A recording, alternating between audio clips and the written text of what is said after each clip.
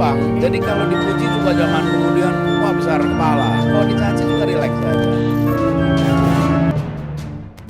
Anggota Dewan yang juga politikus Partai Nasdem Bestari Barus juga mengungkapkan anggaran sampah Jakarta mencapai 3,7 triliun rupiah, jauh lebih besar dibandingkan anggaran sampah kota Surabaya yang berkisar 30 miliar rupiah. Pertemuan itu pun menjadi viral setelah Bestari Barus sempat menyatakan ingin memboyong Tri Risma hari ini sebagai wali kota Surabaya untuk ke Jakarta, ikut menyelesaikan masalah sampah Jakarta. Lantas apa sebenarnya di balik isu sampah ini? Saksikan dalam episode Fakta kali ini bersama saya, Balkis Manisak.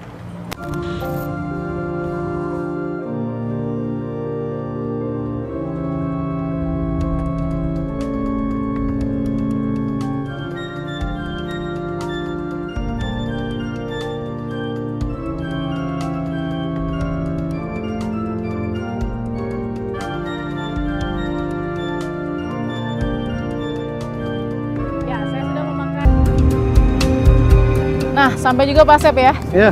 Ini adalah segunung kerjaannya Pak Asep sebagai kepala dari unit pengelola sampah terpadu Dinas Lingkungan Hidup Provinsi DKI Jakarta. Ya. Betul. Sudah berapa tahun Pak Asep? Saya jadi kepala PST udah 4 tahun, Mbak. Alhamdulillah, dan kami men-take over Bantar Gebang ini sudah dari 3 tahun yang lalu. 3 tahun lalu. Karena sebelumnya selama hampir 7 tahun Bantar Gebang itu dikelola oleh pihak swasta. Oke. Ini sambil kita lihat nih Pak, ini sampai jam berapa Pak operasional Pak? Kami operasional 24 jam, Mbak. Bantar Gebang ini nggak berhenti karena memang sampah Jakarta yang masuk kemari itu sekitar 7.800 ton per hari. Dan kendaraan yang masuk, kendaraan truk yang masuk ke TPC Bantar Gebang ini sekitar 1.300 kendaraan setiap harinya selama 24 jam. Sampah yang tidak semua. terpilah-pilah. Yang tidak terpilah-pilah pastinya. Ini masyarakat Jakarta harus dengar, tidak terpilah-pilah nih sampahnya masyarakat Jakarta. Jadi yang ngerjain Pak Asep dan anak buah semua nih. Betul. Pagi, siang, malam ya Pak? Iya, 24 jam Mbak, 3 shift. Ketika Pak Gubernur, Pak Anies Baswedan dikritik oleh anggota Dewan misalnya, ini kok kalau dibedain sama Surabaya aja jauh banget anggarannya yang 1 sampai berapa Pak kurang lebih?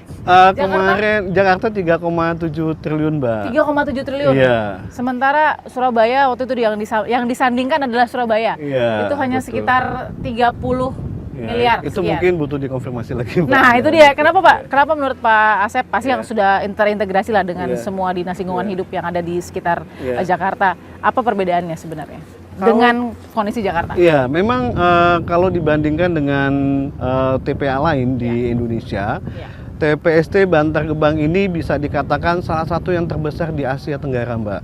Dengan luasan 110 hektar. Itu yang 85%-nya merupakan landfill. Landfill adalah gunungan sampah, dan sisanya adalah merupakan sarana-prasarana seperti jalan, saluran, kantor, dan sebagainya. Jadi tadi juga sudah saya sampaikan bahwa sampah yang masuk ke TPC Bantar Gebang ini hingga 7.800 ton per harinya dengan diangkut dengan 1.300 truk sampah. Kita buka 24 jam. Makanya kalau dibandingkan dengan TPA lainnya yang ada di Indonesia, Bantar Gebang ini mungkin bisa 3 hingga 5 kalinya luasnya. 3 sampai 5 kali, Pak. 5 kali luasnya dibandingkan dengan TPA yang ada di daerah-daerah lain, di kota kabupaten lainnya di Indonesia. Oke, 2021 mau selesai nih Bantar Gebang. Selesai apanya nih Pak Asep, mungkin bisa jelaskan? Jadi gini Mbak, 2021 itu memang sering kami sebutkan sebagai masa di mana Bantar Gebang itu akan mencapai maksimum kapasitasnya. Ya, itu pun kalau di DKI Jakarta tidak melakukan program-program pengurangan sampah. Jadi Pak Gubernur kami itu sudah mencanangkan kegiatan strategis daerah. Ada 3 untuk masalah pengolahan sampah. Yaitu 1 pengurangan sampah di sumber, yang kedua adalah optimalisasi TPC Bantar Gebang, dan ketiga adalah pembangunan ITF (Intermediate Treatment Facility). Nah, kalau 3-tiganya itu tidak dilakukan baik oleh pemerintah maupun oleh masyarakat secara paralel, maka dikhawatirkan 2021 ini Bantar Gebang sudah tidak bisa terima sampah lagi dari Jakarta. Contoh Pak, kita punya berapa bukit di sini nih? Ada 5 Mbak, ketinggiannya udah antara 30 sampai 40 meter Mbak. Ini tempat kita berdiri berapa meter Pak? Ini sekitar 20 mungkin Mbak. 20. Kita ke situ. Iya, ke situ boleh, dulu, Pak. boleh, boleh. Ini 30 meter Pak kita berdiri. Iya, Sampah semua ya? sampah semua Mbak. Yang sudah tereduksi atau sudah terolah? Enggak, Atau- jadi memang kami menutup ini dengan gumembran. Betul? Tujuannya adalah untuk mengurangi ketinggian sampah Mbak. Jadi nanti ini semua gasnya, semua dihisap Ke powerhouse kami yang ada di sana. ini Polres yang ada Iya, yang ada Iya. ininya pasangnya atau iya, yang mana, iya. Pak? Enggak, yang belah sana Mbak. Sorry. Oh, yang putih ya itu ya? Samping PLCSA itu. Oh, sebelah sini. Penutupan pohon Mbak. Oke, oke, baik. Iya. Jadi semua disedot ke sana Iya. untuk menjadi tenaga lagi. Iya, menjadi listrik Mbak. Menjadi yang listrik. kami jual ke PLN. Berapa Pak kontribusi tenaga sampah yang menjadi listrik ke PLN yang dikasih 3 sama megawatt. 3 megawatt per hour. per hour kasih 3 Iya, megawatt ke iya, PLN. iya. Dijual ya, mohon maaf Dijual. ya. Jadi di Bantar Gebang ini ada 2 pembangkit listrik Mbak. Oke. Satu yang gasifikasi, gas metan. Iya. Satu lagi adalah insenerator. Gasnya juga dari sampah ya Pak ya? Kalau Atau tidak? kalau yang insenerator itu bakar sampah Mbak. Dari bakar sampah. Iya, Oke. bakar sampah, tapi kemudian uapnya kita untuk membangkit listrik. Oke. Dan itu di sana ada chimney-nya juga akan menghasilkan Oke. emisi yang ramah lingkungan. Jadi sebenarnya rehabilitasi terhadap tempat Optimalisasi. pengolahan optimalisasi ya Iya. bahasanya, optimalisasi dari UPST ini sudah cukup berkala begitu ya, Iya. dilakukan Iya, terus-terusan. selama kami kelola memang alhamdulillah Mbak, berbagai macam program terus kami lakukan. Kami juga berharap nantinya ke depannya di tahun ini kami akan nambah satu fasilitas lagi, yaitu fasilitas sorting plant Mbak, di mana nantinya gunungan-gunungan sampah ini akan kami mining Mbak, akan kami tambang untuk kemudian kami olah hasilnya. Sedang kita lakukan observasi supaya bisa diterima oleh Holcim, PT Semen Indonesia. Oke. Itu akan dijadikan semacam bahan bakar pengganti batu bara Oke. atau RDF. Oke. Nah, kami tahun 2019 ini sedang bekerja sama dengan PT Semen Indonesia yang dulunya namanya Holcim, itu untuk melihat apakah sampah-sampah ini setelah diolah bisa ditampung oleh mereka untuk menggantikan batu bara mereka, Mbak. Pak Asep, terima kasih. Terima kasih, Mbak Selamat Lapis. bekerja kembali. Terima kasih sudah Oke. diajak ke gunung sampah Iya. ini. Kita akan temukan fakta berikutnya.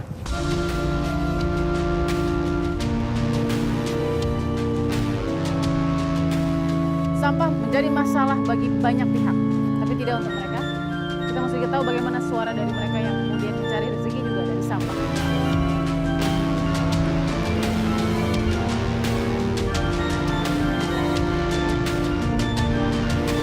Namanya siapa? Ibu siapa? Wartima. Ibu Wartimah. Bersama saya Ibu Wartimah. Berapa lama setiap hari untuk nyari rezeki di sini? Ya, singabit jam pitu Jam 2 habis jam sampai jam pitu sampai jam Oh. 5. sampai jam 5. Oh. Ibu Wartimah biasa dapat dari sampah di Bantar Gebang sampai berapa banyak, Bu? Ya, kalau lagi enakan ya 60, kalau enggak 60.000 Iya. per ini satu gini. Iya. Apa bolak-balik? Iya, bolak-balik. Oh, bolak-balik. Berapa kali? Sini Bu sedikit, Bu. Nih, takutnya maju sedikit, Bu. Sedikit sini, Bu. Mulai maju sedikit.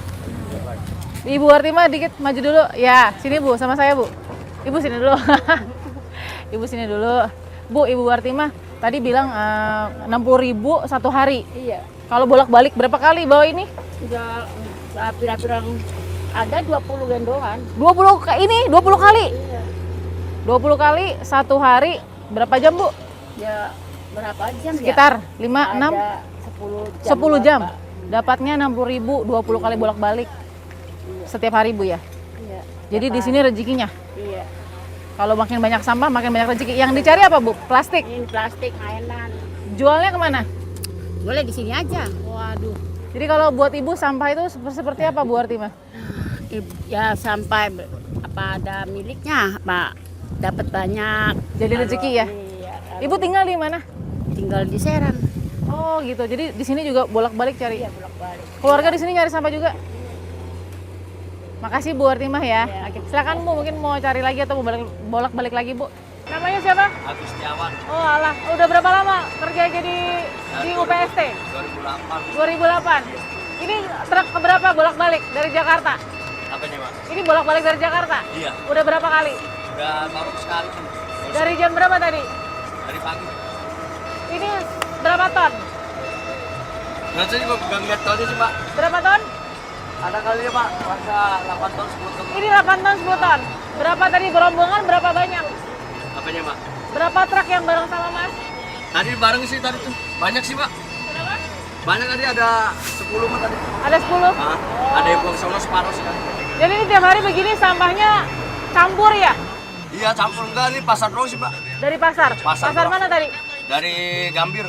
Ini pasar Gambir 8 ton. Bukan pasar ininya, pasar Petojo Ilir. Pasar Petojo Ilirnya Pasar 8 Jaya. ton. Maaf. Pasar Jaya Petojo Ilir. Ini baru satu pasar.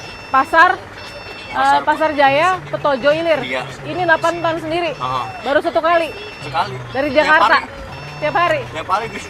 Ya nggak aneh ya kalau sampai ribuan ton ya. Enggak, bisa ambil. Makasih Mas ya. Iya, Mbak.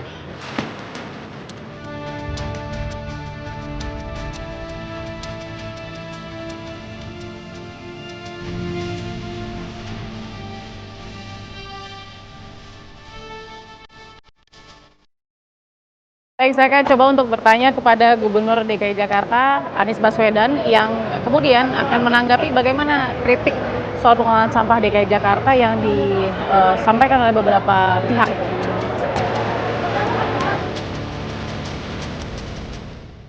Assalamualaikum Pak Anies, apa kabar? Aduh Pak Anies, sehat Pak? Baik. Pak, saya mau, nih, udah post belum masih? Masih sedikit mau tanya, masih bisa tersenyum dan bisa berpikir jernih untuk menyelesaikan masalah sampah setelah dikomparasi dengan kota yang lebih kecil, gimana caranya Pak Anies? Ya pokoknya kita ini kalau menjalani tugas itu jalani dengan ringan, ikhlas, rileks saja. Jadi prinsip saya dari dulu sama, dipuji tidak terbang, dicaci tidak tumbang. Jadi kalau dipuji juga jangan kemudian jadi wah besar kepala. Kalau dicaci juga rileks saja gitu. Dari mulai reklamasi sampai sekarang nih Pak Anies? Dari dulu, dari kapanpun saya mengatakan dicaci tidak tumbang, dipuji tidak terbang. Anda boleh lihat di Twitter. Itu mungkin tahun 2013. Betul. Jadi bukan barang baru. Tapi bisa tetap konsen untuk menyelesaikan masalah sampah Jakarta yang katanya Bukan hanya anggarannya soal sampah. gendut dan lain-lain. Bukan hanya sampah semuanya. Bukan hanya sampah, dan saya mengajak pada semuanya biasakan untuk bagi masyarakat semua objektif, bicara dengan data, dengan fakta, hindari framing, dan itu nantinya akan membuat kita juga lebih jernih. Dan bagi saya juga begitu. Termasuk ketika Anda menyergap tanpa ada persiapan, ya kan? Ini kan Anda nyergap tanpa persiapan, tanpa janjian. Bersama dengan teman-teman yang ya lain. biasa-biasa aja gitu. Anda mengerjakan, insya Allah seperti itu. betul, Anda mengerjakan tugas Anda, saya mengerjakan tugas saya. Jadi justru menurut saya itu yang harus penting dijaga. Artinya ketika berkembang framing macam-macam, itu temporer. Nah, saya sering mengatakan, saya tidak khawatir dengan apa yang ditulis di sosial media hari ini. Saya lebih khawatir apa yang ditulis para sejarawan di masa depan. Karena ditulis sosial media hari ini, 2 minggu lagi orang lupa. Tapi ketika ditulis sejarawan, mereka mengumpulkan dengan data yang lengkap. Dan saya harus mempertanggungjawabkan kepada anak-anak saya, generasi saya, dan pada Allah yang Maha Kuasa. Itu yang saya lebih fokuskan daripada framing-framing media sosial. Betul. Gitu ya. Pak Anies kan suka, Pak Anies satu saja Pak Anies, detail bagaimana caranya memilih kritik yang konstruktif dan sama sekali tidak substantif. Bagaimana caranya? Karena banyak sekali pihak-pihak yang memberikan kritik itu nggak konstruktif gitu. Tanpa data dan fakta tadi yang jelas. Sebenarnya biasa aja ketika kita melihat, kita kan tahu data. Jadi pada saat seseorang mengatakan sesuatu, pada saat itu kita tahu, oh ini tidak objektif, oh ini objektif, dingin begitu. Jadi kalau datanya sudah nggak benar, sudah melebihi dari fakta yang ada dari Pemprov DKI, itu dilupakan. Diterima bukan tapi dilupakan, tidak artinya ya berarti tidak ada objektivitas di situ. Dan kalau tidak ada objektivitas, maka validitasnya turun dong. sekaligus datang dari anggota DPRD. Misalnya, ya, dan seringkali kalau begitu cerminan dari dirinya. Misalnya nih kemarin anggota DPRD, saya pergi ke luar negeri, mereka bilang ke luar negeri nggak ada gunanya. Sesungguhnya dia sudah mengatakan pengalaman dirinya, bahwa kalau dirinya pergi nggak ada gunanya. Karena itu ketika melihat orang lain pergi, kira-kira ya seperti dirinya. Lah kalau dia nggak bisa bahasa Inggris, nggak bisa ceramah sana sini, ya jalan-jalan aja gitu.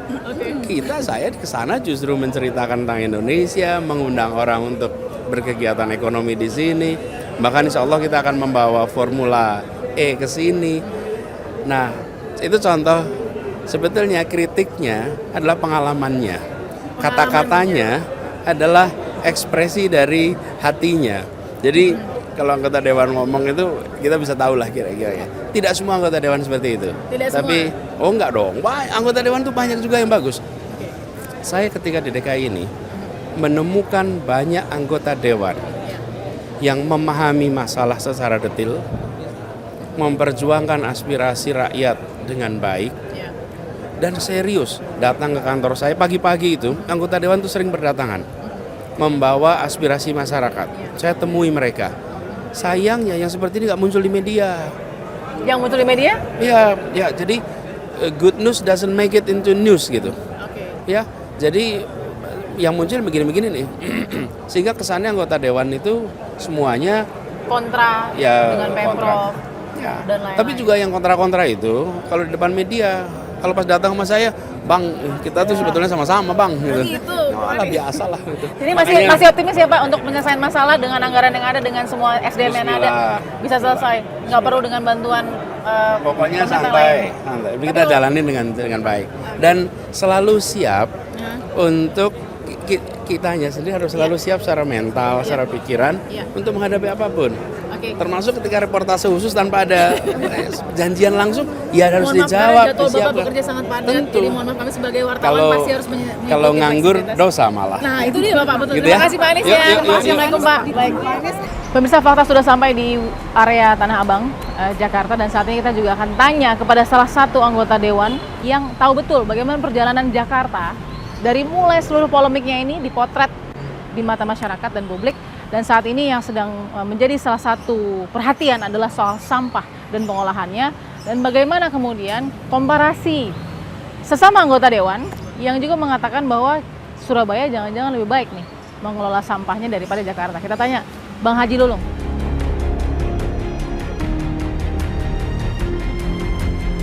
Assalamualaikum. Waalaikumsalam. Aduh, apa kabar Bang Haji? Benar nggak sih Jakarta yang punya anggaran mewah untuk mengelola sampah terpadunya tidak dinilai berhasil dibandingkan misalnya kota Surabaya? Sesama anggota dewan juga yang ngomong. Iya. Katakan, itu mendingan wali kota Surabaya diboyong aja ke Jakarta nih, bantuin Jakarta mengelola sampah. Gimana Bang Haji? Sejak awal itu tentang gagasan untuk mengatasi sampah di tahun 2012 itu, ya intermediate treatment facility atau ITF, itu memang kebetulan saya yang jadi ketua pansusnya. Pansus intermediate? Iya, treatment facility. Okay. Itu saya sebenarnya ketua pansusnya. Jadi saya mengerti tentang program jangka panjangnya di tahun 2012 sampai 2032.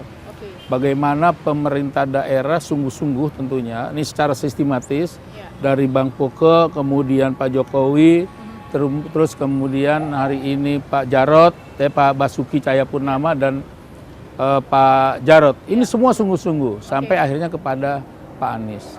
Pak Anies ini orang yang kebagian terakhir untuk terus melaksanakan, maka dari itu dari tahun 2012 itu baru dicanangkan kemarin 2018 ada oleh Wakil Gubernur Pak Sandi gitu untuk persoalan ITF.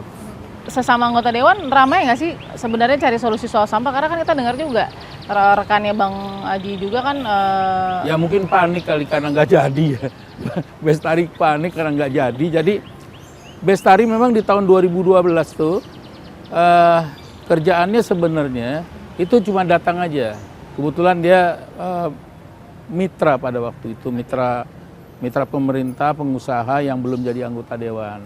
Dia nggak ngerti tentang sampah gitu. Dan soal pansus ITF ada nggak? Oh nggak ada dia, masih kalau kata apa dia belum lahir lah, gitu. Masih di awang-awang. Tapi setuju nggak kalau dikomparasi dengan sampah di Surabaya pengelolaannya, masyarakatnya dinilai lebih sadar. Ini kan kalau kata Pak Bestari ya, lebih sadar, lebih bagus punya tempat pengelolaan sampah sementara dan lain-lain. Akhirnya jadi kekurangan buat Pak Anies misalnya. Iya beda ya. Kota Surabaya dengan ibu kota negara tentu beda.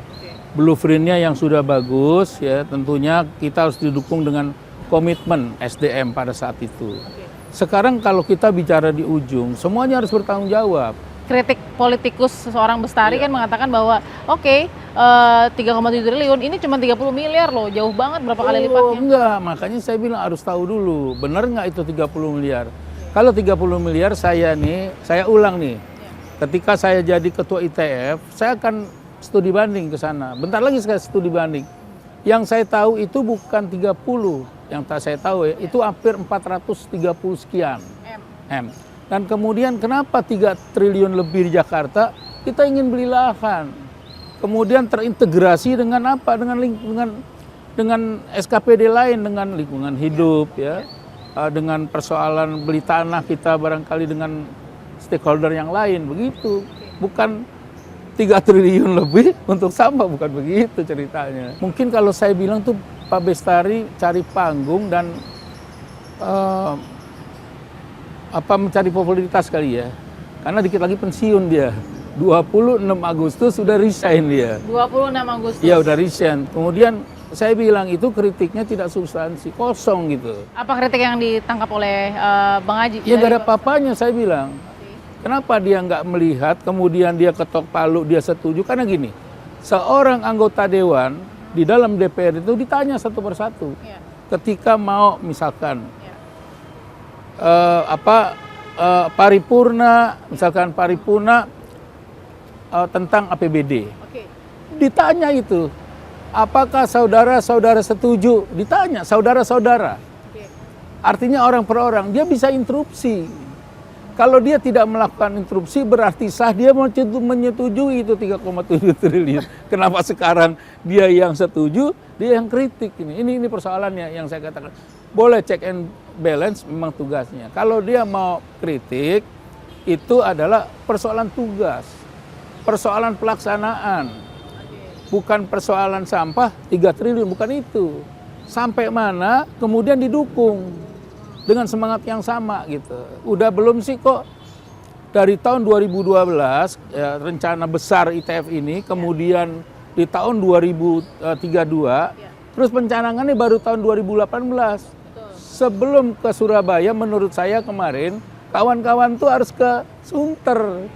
Ngelihat sampai mana sih gitu. Kenapa nggak dikasih tahu ke Sunter dulu baru ke Surabaya? Bukan salah ibunda mengandung kali ya. Bang Haji terima kasih. Kita akan temukan fakta berikutnya.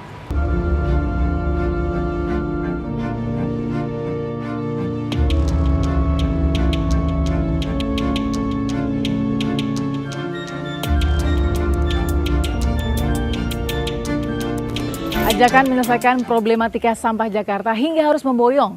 Wali Kota Surabaya Tri Risma hari ini keluar dari ucapan politikus Partai Nasdem Bestari Barus. Seperti apa tanggapannya setelah hal ini viral? Kemarin viral videonya Bang Bestari lagi studi banding di Surabaya. Ya. Itu memang kunjungan kerja, gimana ceritanya Bang pada saat itu? Ya, kebetulan memang atas permintaan Gubernur DKI Jakarta, kami hadir di sana sebagai satu studi untuk melengkapi apa yang sedang kami kerjakan DPRD DKI ini dari Bapemperda. Dalam pembahasan itu tentu diperlukan masukan-masukan dari wilayah-wilayah yang memang bisa dijadikan pembanding. Surabaya sebagai salah satu kota terbesar setelah DKI, tentulah menjadi wajar untuk kami kunjungi. Ketika kemudian Bu Risma memberikan seperti bahasa tubuh, waduh banyak sekali Jakarta ya. Ketika Pak Bestari bilang itu, terus kemudian Pak Bestari kan langsung spontan tuh. Nah yang dikatakan tuh kemudian ya apa kita boyong aja Bu Risma ke Jakarta, itu seperti apa sih bahasanya sebenarnya Bang Bestari? Ya itu saya kira sama dengan ketika kita sedang punya persoalan di wilayah tingkat RW kita, kok di RW kita ini nggak aman misalnya begitu. Kemudian kita ngobrol-ngobrol dengan RW yang lain. Kenapa di tempat Bapak aman? Oh, kami menggunakan masyarakat di sini untuk jaga malam, ronda. Kemudian anak-anak mudanya kita didik begini. Waduh, bagus Pak RW, pindah aja jadi RW kami. Itu hal yang spontan biasa saja. Oh, pindah aja jadi RW kami gitu ya? Iya. Jadi pindah ke Jakarta dong? Ya, RW-nya. Ada juga yang berspekulasi, oh ini jangan-jangan buat persiapan juga nih untuk pilkada atau pilpres. Itu abang gimana sejauh ini melihatnya? Ya itu kan kalaupun ada yang sedang bersiap untuk menjadi gubernur ataupun jadi calon presiden atau wakil presiden itu kan hak yang melekat dan dilindungi oleh undang-undang. Enggak, dikiranya abang itu yang ngajak-ngajak Bu Risma gitu. Mana mungkin lah saya bisa kemudian yang bisa mengajak Bu Risma itu kan tentu dari PDI Perjuangan. Ya, dan saya kira masyarakat Surabaya tidak akan melepas Bu Risma itu ke Jakarta. Tidak akan melepas dikarenakan mereka juga sangat menyayangi Bu Risma ini. Dan tentu juga masih sangat jauh ya menuju ke pemilu berikutnya. Ya, terlalu cepat kalau Bu Risma kemudian pada hari ini mengatakan ingin ke Jakarta walaupun itu belum pernah terucap karena Bu Risma mengatakan akan menyelesaikan dulu tugasnya di Surabaya. Ya saya kira PDIP tidak akan melepas begitu saja. Tapi apa yang tidak mungkin sih Bang dalam politik? Ya. 2022 tuh hanya di depan sih sebenarnya. Ya memang sih tidak ada yang tidak mungkin. Kan momentum-momentum seperti ini sebenarnya yang bisa saja kemudian membawa sebuah nama tokoh kemudian. Ya kan tidak ada yang tidak mungkin berarti kan tidak menutup kemungkinan bahwa saya juga akan bisa maju sebagai gubernur DKI yang akan datang. Betul, betul sekali. Dan kalaupun saya harus berhadapan-hadapan dengan Bu Risma, saya kira saya yang menang. Orang mikirnya jadi ya ini jangan-jangan hanya sekedar senjata politik aja nih untuk mengkritik lawan politiknya, apalagi kan Pak Anies kan. Pak Anies Baswedan nih. Nah, gimana Bang menjelaskan itu? Jadi begini. Kepentingan rakyat di atas retorika politik gitu. Begini. Bahwa sudah jelas ketika Ketua Umum kami yang saya hormati Bang Surya Paloh itu menyatakan akan memberi dukungan kok. Itu benar ya memberi dukungan ya? Oh serius itu. Pak Surya itu kalau ngomong tidak mencela-mencela. Ya. Nah, itu sesuatu yang harus juga kami jaga. Ucapan beliau itu dan kami kemudian akan mulai bekerja untuk itu. Membantu saudaraku Anies Baswedan. Jarang nih dengarnya Abang Saudaraku ngomong gitu. Anies Baswedan untuk kemudian sukses menata Jakarta. Gitu loh. Masih ada 2 tahun. Sekitar 2 tahun lebih. 2 tahun setengah lagi. Ya. Beliau ini akan diminta untuk menyelesaikan persoalan-persoalan krusial di Jakarta. Dan apabila itu nanti terlihat signifikan, maka tidak menutup kemungkinan Anies Baswedan memiliki potensi untuk didukung. Sampah yang menjadi isu, jangan sampai politik yang lebih seru ya. Ya itu dia. Terima kasih Bang Bestari, kita akan temukan fakta berikutnya. Mas Burhan, nggak dipungkiri bahwa sebuah isu itu bisa memunculkan momentum dan bisa memunculkan ketokohan juga. Itu kan seperti berkait gitu ya Mas. Nah, tapi isu-isu yang dipilih tuh dinamikanya nggak pernah bisa ketebak. Kayak seperti sekarang ya, mungkin sedang sangat dibahas juga bagaimana ketokohannya Pak Anies dengan Bu Risma misalnya. Ini isu yang nempel di dua beliau ini kan adalah sampah sekarang. Juga gara-gara anggota dewan juga yang kemudian punya statement masa nyelesain sampah apa perlu kita bawa Ibu Risma buat nyelesain persoalan sampah di DKI Jakarta. Pilihan statement politik itu menariknya kalau di dunia politik seperti apa sih Mas di tahun 2019 ini? Menariknya adalah setiap isu yang dilontarkan oleh seorang elit itu pasti punya target politik. Target politiknya bisa jangka pendek terkait dengan pilkada. Tahun depan ada 270 pilkada. Belum lagi pilkada di 2022 maupun 2023. Meskipun untuk 2 pilkada terakhir itu harus dibicarakan lebih jauh lagi terkait dengan skema pemilu serentak 2024. Tetapi kaitannya dengan nama seperti Anies atau Risma itu pasti punya bobot yang lebih besar lagi. Jadi bukan semata-mata isunya, tetapi karena ada 2 nama. Pertama adalah Anies Baswedan yang notabene adalah calon presiden yang sudah di-list oleh sebagian kalangan untuk dinominasikan 2024. Udah masuk nih ya calon presiden 2024. Bahkan sebenarnya namanya sudah disurvei menjelang 2019, tapi nggak dapat tiket. Okay. Nah, untuk Risma itu diproyeksikan sebagai calon yang dianggap potensial untuk maju sebagai calon gubernur DKI Jakarta. Nah, implikasinya kalau misalnya Risma maju itu berkaitan dengan karir politik Anies di 2024. Oke. Jadi itu yang membuat isu sampah yang dilontarkan oleh salah satu anggota DPRD itu punya resonansi yang kuat. Karena bukan semata-mata terkait dengan isu sampahnya itu sendiri, tetapi terkait dengan nasib dan karir politik Anies dan Risma. Gitu. Akan lebih kemana publik melihat? Saya mau bandingkan Pak Anies dengan Pak Ahok, atau saya lebih melihat Pak Anies dibandingkan dengan kepala daerah yang lain, misalnya Bu Risma? Lebih kemana sih sebenarnya pengen membandingin kalau publik ya, kacamata publik? Ya kalau kacamata publik kan pasti pengen membandingkan sesuatu yang dianggap lebih apple to apple. Okay. Tetapi saat yang sama pemilih kan merasa bahwa Ahok tidak mungkin maju lagi sebagai pejabat publik. Apalagi yang sifatnya melalui pemilu gitu. Jadi sepertinya mereka sekarang concern untuk membandingkan dengan Surabaya. Karena ada target politiknya. Targetnya apa sih, Mas? Target politiknya adalah 2022. Dan kalau ada pilkada 2022, itu menjadi pertaruhan besar buat Anies. Kalau pengen melanjutkan mimpinya sebagai calon presiden 2024. Tapi digosoknya dari sekarang ya, Mas? 2019? Dari sekarang. Karena lepas dari segalanya memang nama Mas Anies muncul sebagai calon kuat 2024. Setelah salah satunya pertemuan dengan Nasdem misalnya ya? Pak Surya Paloh gitu ya? Sebenarnya lebih karena faktor Pak Prabowo. Jadi ketika Pak Prabowo makin mesra dengan Ibu Mega, dengan Pak Jokowi, itu basis pendukung Pak Prabowo yang anti Pak Jokowi itu seperti mencari figur lain. Dan figur lain itu salah satunya adalah Anies Baswedan. Nah, kalau misalnya Mas Anies kalah di Pilkada 2022, itu memang mau tidak mau mimpi untuk menjadi calon presiden 2024 harus terpaksa dipendam diam-diam.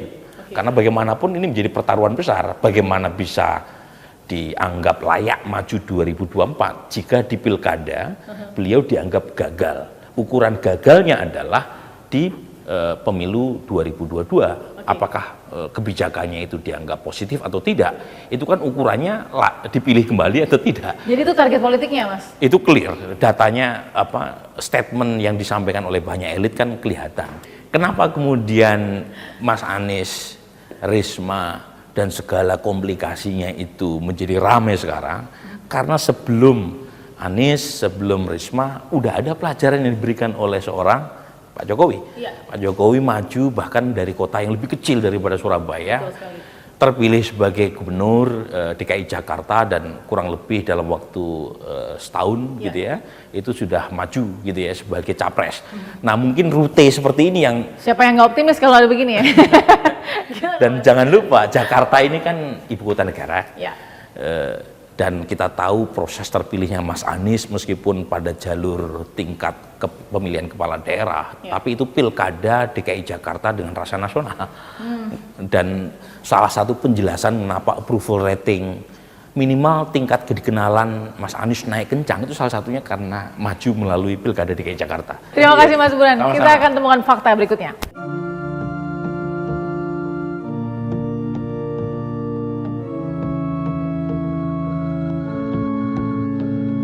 Saya dengar bagaimana pendapat dari politisi PSI yang juga dulu pernah ada di dalam pemerintahan pada masa Pak Basuki Cahayapurnama atau Pak Ahok di Pemprov DKI Jakarta. Nah, bagaimana sebenarnya isu soal sampah ini yang sampai-sampai ada anggota dewan yang ingin kemudian mengundang pemerintah, kepala pemerintahan daerah lainnya untuk membantu menyelesaikan masalah Jakarta.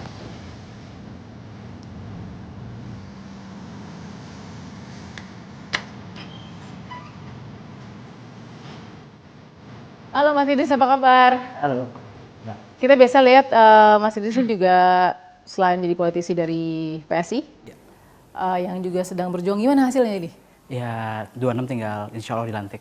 26 Agustus sudah dilantik ya jadi anggota DPRD ya, DKI Jakarta. Mas Idris ini juga orang yang punya pengalaman di dalam pemerintahan juga. Pada saat itu Pemprov DKI Jakarta periodenya Pak Basuki Cahayapurnama atau Pak Ahok. Mas Idris, lihat pertama dari masalah sampah dulu. Kita sudah di titik apa di mata Mas Idris? Ya sebenarnya ada dua sisi. Pertama dari kapasitas kita daya tampung di akhir pun sudah sangat overload. Ya. Dan juga dari strategi untuk membatasi sumber sampahnya, kita juga belum ada langkah-langkah inovatif sih, gitu. Belum ada langkah-langkah inovatif? Iya, jadi karena masih banyak kepada pendekatannya, menurut saya pendekatan-pendekatan sudah dilaksanakan sebenarnya dari pemerintah sebelumnya, tapi pendekatan itu belum secara komprehensif, kayak gitu. Belum secara komprehensif, jadi implementasi juga nggak cepat? Iya. Nggak cepat dan belum terlihat efisiensinya? Jadi sebenarnya Jakarta ini nggak kekurangan ide. Oke. Ya kan? Yang paling penting ini adalah ketegasan dalam eksekusi. Gitu. Ketegasan dalam eksekusi. Ketegasan apa sih yang belum dilakukan di Jakarta oleh pemerintahan sekarang, oleh Pak Anies misalnya? Ya contohnya adalah misalnya kita lihat sudah 2 tahun beliau menjabat, progres salah satu ide besarnya kan kita sebenarnya dari pemerintah sebelumnya adalah ITF sebagai sarana pengelolaan sampah di akhir, progresnya baru 2%. 2% ini data dari? Data ini sebenarnya kita peroleh dari website pemerintah sendiri, kayak gitu. Karena kan kita bisa track, kayak kan. 2% apa aja tuh Mas? Ada rincian yang dilihat? Biasanya ada rinciannya pembangunannya aja sih. Kan kemarin kan yang pertama di zamannya Pak Ahok itu kan sudah di zaman Pak BTP, di sebelumnya sudah groundbreaking, ya kan. Nah 2% ini kan beliau kan targetnya ada 4 tempat. Betul. Ya kan ada 4 titik ya? 4 titik, ada 4 titik. Sekarang memang pembelian lahan, tapi di 1 titik pertama ini pembangunannya dan sebagainya masih dalam tahap 2%. Tuh zaman Pak Ahok tuh waktu kemudian mengejar satu pembelian lahan dulu kan, terus sekarang pembangunan yang katanya terlalu. Apa sih kendalanya dalam membangun ITF ini? Ada stakeholder nggak yang kemudian menjadi hambatan? Saya melihat intinya adalah perlu ada pihak yang mana itu sebenarnya Pemprov DKI yang harus menjadi penentunya. Semua pihak terkaitnya duduk bareng, beliau menentukan. Gitu. Nah proses-proses itu sebenarnya dilakukan dari pemerintahan sebelumnya yang akhirnya banyak proyek-proyek pemerintahan bisa berjalan cepat. Pemerintah mengambil peran untuk berdiri di tengah, memfasilitasi semuanya, dan akhirnya mempercepat prosesnya. ITF sendiri sudah ada sebelum Pak Ahok atau sebelum Pak Ahok sudah ada sebenarnya? Master plan-nya saya sudah ada di zaman sebelum Pak Ahok. Oke, tapi pada saat zaman Pak Ahok pun pembebasan lahan saja sudah lumayan lama begitu ya? Sudah groundbreaking dan sebagainya. Sudah groundbreaking, tapi belum sampai ke tahap pembangunan, bahkan produksi dan lain-lain. Masih jauh sekali. Nah, ada tiba-tiba statement politik yang mengatakan bahwa apa kita boyong saja nih Ibu Wali Kota, Ibu Tri Risma hari ini untuk kemudian membantu penyelesaian permasalahan sampah Jakarta ke Jakarta. Kalau menurut Mas Idris, statement itu cukup untuk membangunkan atau mungkin berlebihan seperti apa? Ya sebenarnya menarik adalah pertama pemerintah daerah itu 2 pihak, DPRD dan eksekutif ya atau gubernur. Jadi sebenarnya proses dibilang bahwa belajar di Surabaya dan Surabayanya diajak ke Jakarta, ini jadi pertanyaan juga buat DPRD-nya. Kenapa selama ini tidak menjalankan fungsi pengawasannya? Kayak gitu. Yang menarik sebenarnya kan dari Surabaya kita belajar bagaimana Bu Risma ini bisa memberdayakan masyarakat, meningkatkan peran serta masyarakat untuk berpartisipasi dalam mengelola sampah. Sebenarnya kalau hal yang saya kritisi satu hal mendasar, Pak Anies ini selalu menyalahkan pemerintah sebelumnya. Ya narasi kan kemarin kita ketika ini adalah tinggalan pewarisan dari masa lalu. Kita sama-sama tahu lah narasi itu selalu dibangun seperti itu. Nah padahal 2 tahun masa menjabat seharusnya bukan saatnya lagi buang badan, tapi harus banyak bekerja dan benar-benar membuktikan. Jadi buang badan tuh di tahun berapa nih? Tahun berapa? Sebelum-sebelumnya lah. Tahun pertama. Ya kalau sehari 2 hari menjabat, ya kan?